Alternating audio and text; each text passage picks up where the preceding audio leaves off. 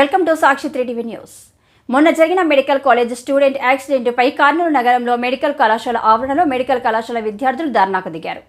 We want justice అంటూ నినాదాలు చేశారు.